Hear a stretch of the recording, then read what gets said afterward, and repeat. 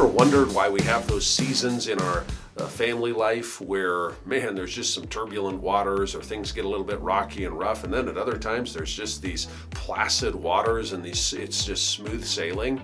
It's because we live in an imperfect world.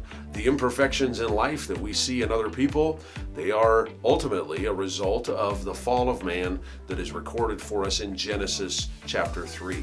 We live with imperfect families. And so what can we do in the midst of all of our imperfections that we all have?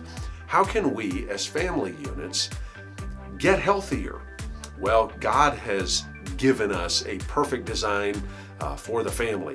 And we see a glimpse of that in Colossians chapter 3, verses 18 through 21. We see that his design includes things like order and structure. It includes selfless love towards one another.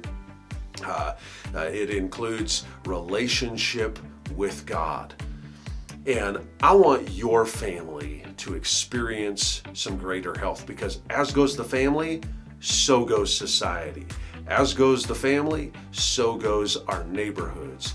As goes the family, so go our cities. It's such an important thing that we don't hear enough about in our culture. And there's a war for your family. Remember that the devil prowls around like a roaring lion, seeking whom he may devour. The devil has no good intentions for your family, but God does. And that's why I want to challenge you, along with myself today, to get serious about the health of our families and to reacquaint ourselves, or maybe for the first time, get acquainted with God's design for the family, because God's design is a perfect design. And what we mean by that is that not that your family, if you follow God's perfect design, will all of a sudden be perfect, because that's not going to be true. You're going to deal with the imperfections of other people. You're going to deal with the imperfections within yourself.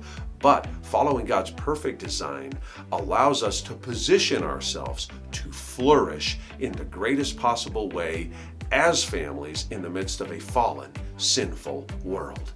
So get real about the health of your family. Your family's imperfect, and so is mine. But let's get in tune with God's design for the family, because his design, it's a perfect design.